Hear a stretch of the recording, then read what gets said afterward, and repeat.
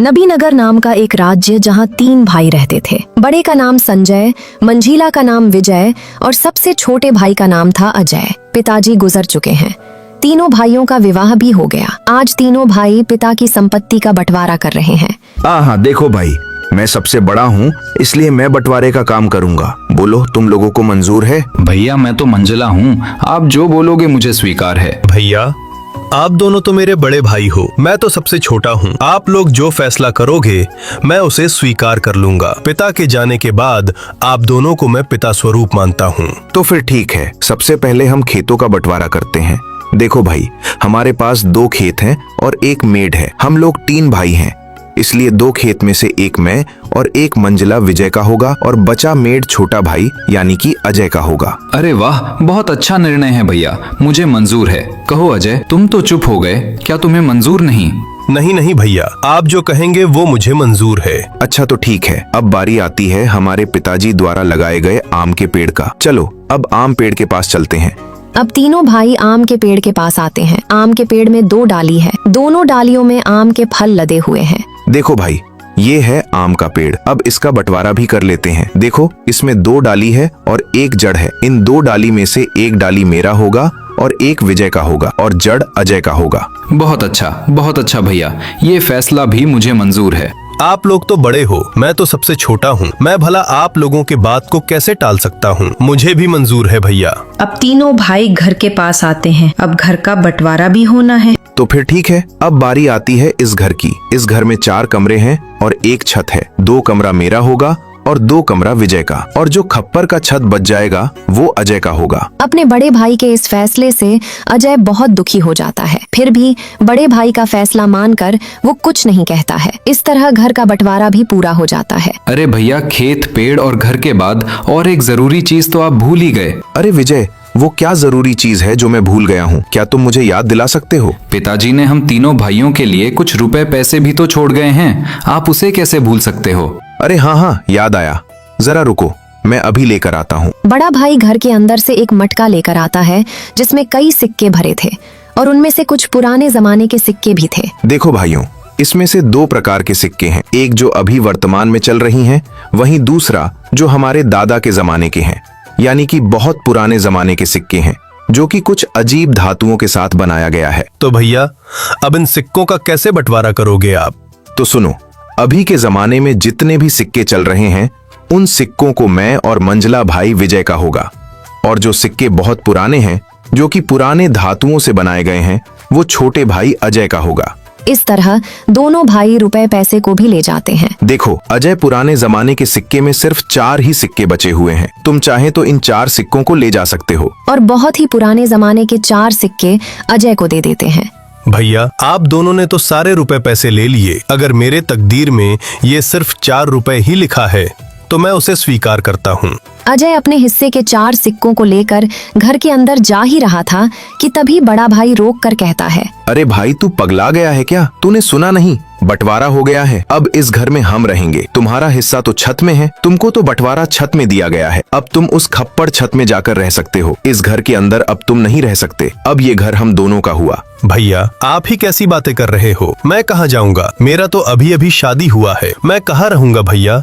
अरे अजय भाई, ये तो तुम्हें पहले सोचना था ना, जब बंटवारा चल रहा था। अब पछताए क्या करें जब चिड़िया चुग गई खेत। दोनों भाई ने अजय और उसकी पत्नी को घर से धक्के मारकर बाहर कर दिया। वहीं दोनों पति पत्नी गांव के तालाब किनारे अपनी एक छोटी सी कुटिया बनाकर रहने लगे। हे भगवान, ये हमारे साथ क्या हो रहा है? अब न घर का रहे न घाट का, कैसे चलेगा जीवन? 2 वक्त की रोटी तो छोड़ो, 1 रोटी भी नसीब में नहीं है। अब रोते जाओ, जी भर के रोते रहो। अकल तो तुम्हारी घास चरने गई थी, मेरी मती मारी गई थी जो मैंने तुम्हारे साथ विवाह किया। मेरी तो किस्मत ही खराब है। बड़े भाई बोलकर तुमने कुछ ज्यादा ही इज्जत दे दी। देख लिया नतीजा, अब भुगतो। लीला, वो दोनों मेरे बड़े भाई थे। अब बताओ भला, मैं उनसे कैसे सवाल जवाब करता? अच्छा, तुम्हारे बड़े भाइयों ने तो अपने छोटे भाई के लिए कुछ नहीं सोचा, सब कुछ तो रख लिया। तुम्हारे हिस्से में क्या दिया है? खेत के नाम पर मेड़ दिया है और पेड़ के नाम पर जड़ दिया है, घर के नाम पर छत दिया है और पैसे के नाम पर ये बाबा आदम के जमाने के 4 सिक्के दिए हैं। अरे लीला, अब बस भी करो। और कितनी ताने मारोगी? अब छोड़ो उन बातों को। चलो छोड़ दिया, अब बताओ आगे का क्या करोगे, क्या खाओगे, कुछ बताओगे मुझे? अब मैं क्या करूं लीला, अब तो मेरे पास कुछ भी नहीं है। एक काम करता हूँ, मैं सरपंच जी के पास इन पुराने सिक्कों को लेकर जाता हूँ। शायद इन सिक्कों के बदले मुझे कुछ नया सिक्का मिल जाए। अजय बड़ी उम्मीदें के साथ उन 4 सिक्कों को लेकर सरपंच जी के पास जाता है। अरे अजय, तुम ये बताओ कैसे आना हुआ? सरपंच जी, मेरे पास ये सिर्फ 4 सिक्के ही हैं। क्या आप इन सिक्कों के बदले मुझे कुछ नए सिक्के दे सकते हैं? अरे अजय, ये सिक्के बेकार है, अब ये चलन में नहीं है। भला तुम्हें इन सिक्कों के बदले कौन पैसे देगा? सच में तुम बहुत भूल रहे हो। अब मैं क्या करूं? हे भगवान, मैं तो बर्बाद हो गया, मेरा सब कुछ लुट गया। अब देखो अजय, मैंने भी तुम तीनों भाइयों के बंटवारे की बात सुनी है, सुनकर बहुत बुरा लगा। दोनों भाइयों ने तो सब कुछ ले लिया और बदले में तुम्हें कुछ नहीं दिया। ऊपर से उन निर्दयी भाइयों ने तुम्हें घर से भगा भी दिया। हे भगवान, ऐसा भाई तो दुश्मनों को भी ना मिले। अब क्या करूं सरपंच जी? लगता है मेरी तकदीर में कुछ नहीं है, मेरा मर जाना ही ठीक है। तुम्हारी दुख मुझे देखा नहीं जाता अजय, पता नहीं क्यों। वैसे तो मैं किसी के ऊपर दया नहीं करता, फिर भी तुम्हारा दुख देखकर मेरे जैसे कठोर दिल भी आज पिघल गया। एक काम करो अजय, कल से तुम और तुम्हारी पत्नी मेरे खेतों पर काम करो। मैं जितना मजदूरी दूसरे मजदूरों को देता हूँ, उससे ज्यादा मजदूरी मैं तुम दोनों को दूंगा। वैसे भी तुम्हारे पास अभी कोई काम नहीं है। हाँ सरपंच जी, मैं आपके यहाँ काम करूँगा, मेरी पत्नी भी काम करेगी। ठीक है, तो फिर कल सुबह से खेत पर काम के लिए आ जाना और ये तुम अपने सिक्के अपने पास ही रखो। शायद यही तुम्हारी 4 रुपए की तकदीर वाली निशानी है। अजय उदास होकर वापस अपने कुटिया पर आ जाता है। उसकी पत्नी उसका रास्ता देख रही थी। वो अपनी पत्नी के पास आकर सारी बातें बताने लगता है। अब यही दिन देखना बाकी था, अब हमें दूसरे के खेतों में काम करना पड़ेगा। हाय रे मेरी किस्मत। अब देखो लीला, तुम ज्यादा ज्ञान मत दो, हमें काम मिला है, कल से काम पर जाना है। इस तरह दिन गुजरता गया। अजय और उसकी पत्नी लीला अब सरपंच के खेतों पर काम करने लगे। रोजी रोटी का एक जरिया उन्हें मिल गया। खेतों पर फसल लहलहाने लगी। अरे अजय, इस साल तो हमारा फसल बहुत अच्छा हुआ है। इस साल तो बहुत आमदनी होगा।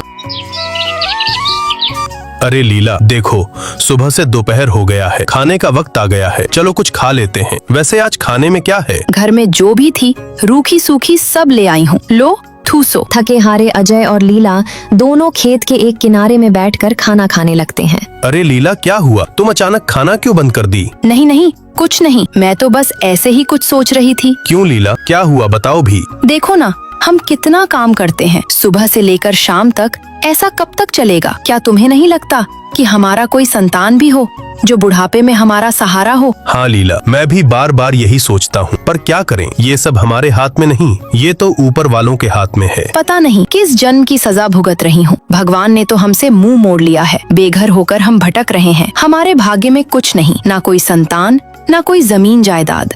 हाँ लीला, अब तो भगवान पर भी भरोसा उठने लगा है। अजय और लीला दोनों बातें कर ही रहे थे कि तभी वहाँ अचानक एक चिड़िया आकर बैठ जाती है। अरे अरे, ये देखो तो, ये तो एक चिड़िया है, हमारे पास ही आकर बैठ गई। लगता है इसे भूख लगी है, हमें इसे कुछ खाने को देना चाहिए। हाँ लीला, तुम इसे कुछ खिला दो, शायद भूख के मारे यहाँ आ गया होगा। लीला ने उस चिड़िया को कुछ चावल दे दिया। चिड़िया कुछ देर लीला को देखती रहती है, फिर चिड़िया उस चावल को खाकर उड़ जाती है।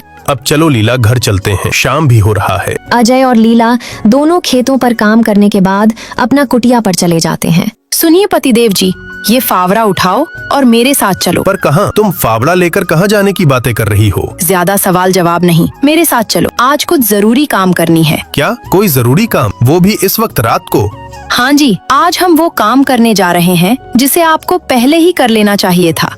लीला के कहने पर अजय फावड़ा उठाता है। दोनों पति पत्नी अपने उस खेत के मेड़ पर आते हैं जो उन्हें बंटवारे पर मिला था। अरे लीला, ये तो हमारा मेड़ है और वहाँ पर जो फसल लगी है, जहाँ पानी भरा हुआ है, वो तो मेरे दोनों बड़े भाइयों का खेत है और हम जहाँ खड़े हैं यही हमारा मेड़ है।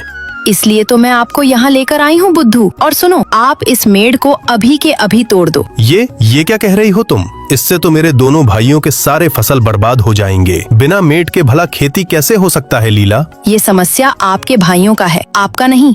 हमारा मेड़ हमारी मर्जी, तोड़े या रखें। अरे वाह लीला, वाह, मुझे पता नहीं था, तुम तो बड़ी होशियार हो, अब मुझे समझ में आ गया। इस तरह लीला और अजय ने खेत के सारे मेड़ को तोड़ दिया, जिससे खेतों से पानी बह गया और फसल बर्बाद हो गया। अगली सुबह जब दोनों भाई खेत पर पहुंचते हैं, हे भगवान, ये क्या हो गया? हमारे सभी फसल तो बर्बाद हो गया। कितनी अच्छी फसल लगी थी। सोचा था इस साल सोने के गहने लूंगा, पर सपना सपना ही रह गया। अरे भाई, हम दोनों तो बर्बाद हो गए रे। कितनी अच्छी फसल लगी थी, अब बिना पानी से सब सूख गया। अरे भैया वो देखो, खेत का मेढ़ को किसी ने तोड़ दिया है। जब मेढ़ ही नहीं है तो खेत में पानी कहाँ रहेगा और हम सिंचाई कैसे करेंगे? जरूर ये काम अजय का होगा, जरूर उसने होशियारी की होगी। संजय और विजय दोनों रोते हुए घर को आते हैं। घर आकर अपनी पत्नियों को सारी कहानी बताने लगते हैं। अरे ये क्या हो गया? देखो जी, मेरी बात सुनो। अगर फसल बर्बाद हो गया है तो कोई बात नहीं, हमारा आम का पेड़ तो है। हाँ हाँ, तुमने बिल्कुल सही कहा, पर अभी आम पकने को कम से कम 10 से 15 दिन और लगेगा। हाँ भैया, जब आम पक जाएंगे तो हम उसे बाजार ले जाकर अच्छे पैसे कमा सकते हैं। हाँ हाँ विजय, तुम बिल्कुल ठीक कह रहे हो। अब यही एक रास्ता बचा है, वरना हम सब भूखे मर जाएंगे। अरे लीला, तुमने तो कमाल कर दिया, मेढ़ तोड़ दिया। जैसी करनी वैसी भरनी, ये उन्हीं के कर्मों का फल है। सुनो जी, आज रात हमें और एक काम करना है। अरे लीला, इस बार क्या करना है? अरे बुद्धू, तुम अब देखते जाओ, वो तुम्हें शाम होने के बाद ही बताऊंगी। जैसे ही शाम हुआ, लीला और अजय दोनों कुल्हाड़ी लेकर उस आम के पेड़ के नीचे पहुंच जाते हैं जो उन्हें बंटवारे पर मिला था। सुनो जी, क्या यही वो आम का पेड़ है? हाँ लीला, यही तो बंटवारे वाला आम का पेड़ है। एक डाल पर बड़े भैया और एक डाल पर मंझला भैया का अधिकार है। तो फिर हमारा हिस्सा कौन सा है? अरे लीला, मैंने तो पहले ही तुम्हें बता दिया था कि हमारा हिस्सा सिर्फ जड़ है, इसके अलावा और कुछ भी नहीं। तो फिर ठीक है, इस पेड़ का जड़ तो हमारा है, इसलिए इस जड़ को रखे या काटे हमारी अपनी मर्जी। दोनों पति पत्नी आम के पेड़ को काट देते हैं। आम का पेड़ नीचे जमीन पर गिर जाता है। एक जोरदार आवाज होता है। संजय और विजय दौड़कर पेड़ के पास आते हैं। अजय और लीला को दोनों भाई पकड़ लेते हैं। अच्छा, तो तू है अजय, तू हमसे बदला ले रहा है। आज तो तेरा खैर नहीं, तुझे तो इसकी सजा जरूर मिलेगी। अरे रुको भैया, हम इन दोनों को राजा के पास ले चलते हैं और इनको कौड़े की मार वाला सजा दिलवाते हैं। हाँ, बिल्कुल ठीक कहा लल्लन तुमने। अजय और लीला को दोनों भाई रात भर कमरे में बांध कर रखते हैं।